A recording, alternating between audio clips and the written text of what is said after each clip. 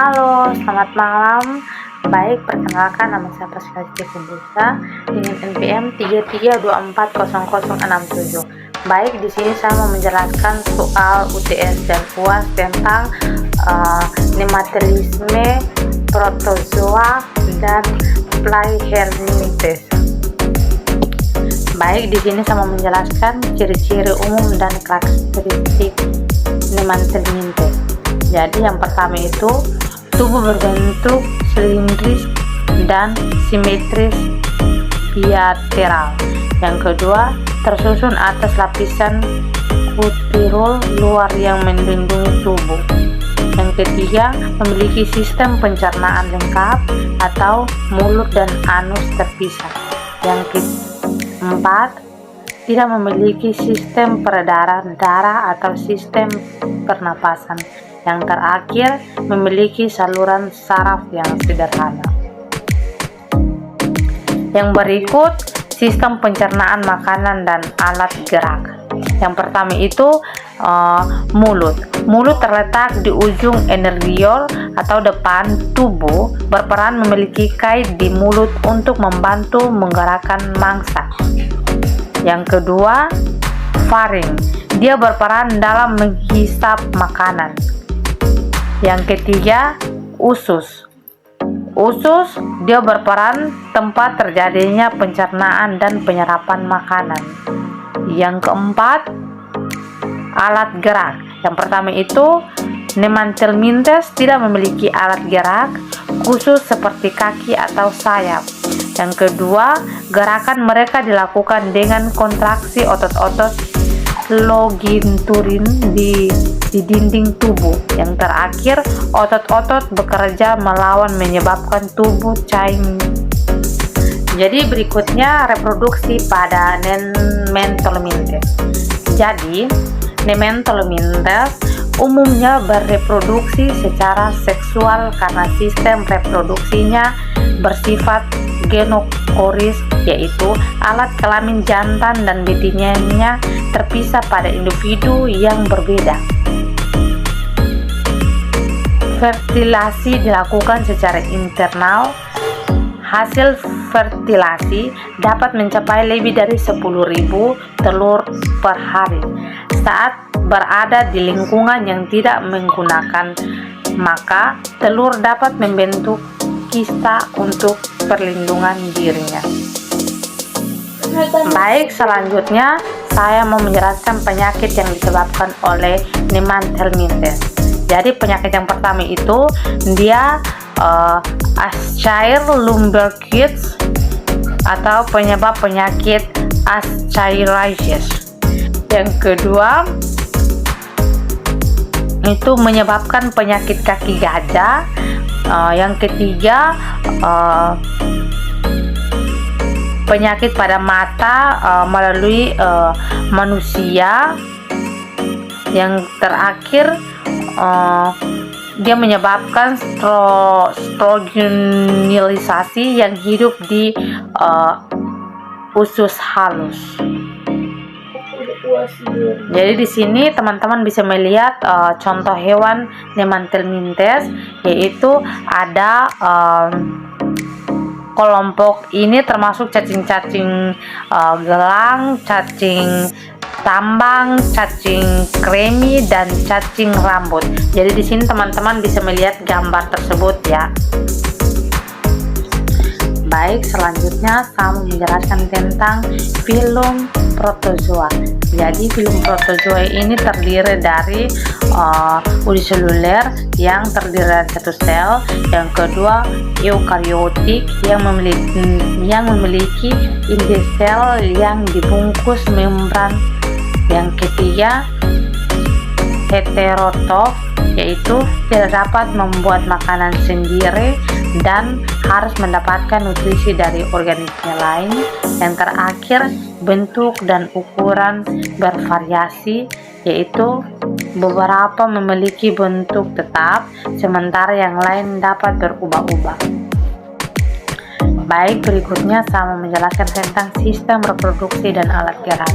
Yang pertama itu alat gerak. Protozoa memiliki berbagai macam alat gerak seperti pseudopodia, podia atau kaki semua, perpanjang sitoplasma yang digunakan untuk bergerak dan menganggap mangsa. Yang kedua, flange atau bulu cambuk, yaitu lanjutan sitoplasma yang bergolong dan digunakan untuk bergerak. Yang terakhir, silia, yaitu rambut-rambut kecil yang bergerak dan membantu pergerakan. Oke, baik, jadi di sini ada contoh film protozoa. Jadi di sini teman-teman bisa melihat gambar di samping sini. Jadi dari gambar tersebut itu ada beberapa contoh protozoa yang umumnya itu adalah amoeba, lalu Pramucium dan Plasmodium. Jadi di sini teman-teman bisa melihat contoh dari film protozoa. Baik, selanjutnya sistem pencernaan makanan. Jadi sistem pencernaan makanan pada protozoa bersifat intraseluler. Artinya pencernaan terjadi dalam sel, tempatnya di dalam folikual makanan.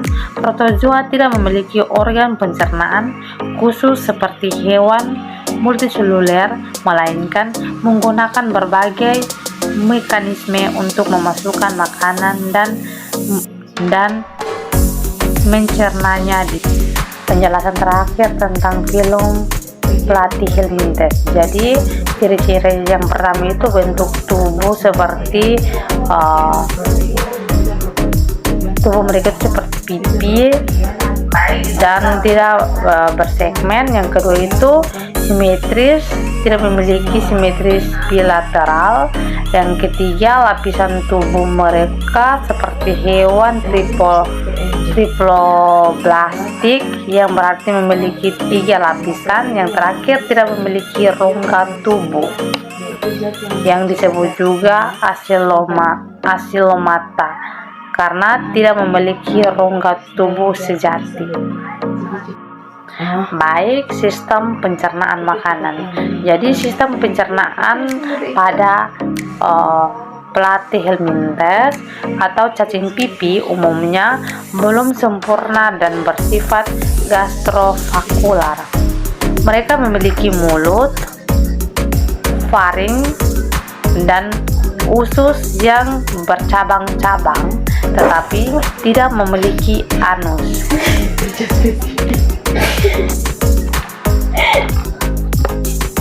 Oke, baik. Jadi di sini ada contoh hewan film Platyhelminthes. Jadi di sini teman-teman bisa melihat di slide tersebut.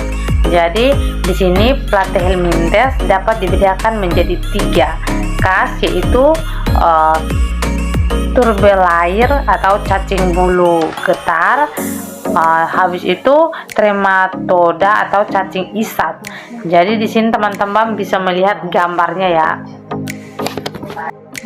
Baik, jadi di sini pengaruh film Platyhelminthes itu ada 2 dampak, yaitu dampak negatif dan dampak positif. Jadi dampak negatifnya itu yang pertama itu penyakit pada manusia, yang kedua itu infeksi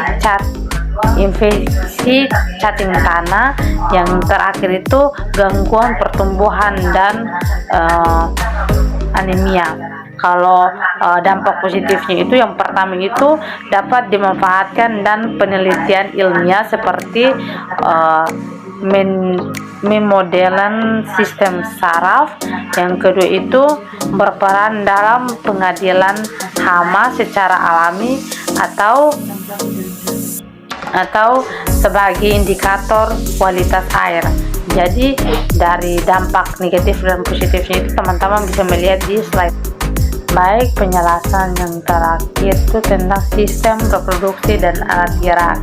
Jadi di sini tuh reproduksi umumnya hermafrodit atau berkelamin ganda dengan reproduksi seksual melalui pembuluhan sel telur dan sperma.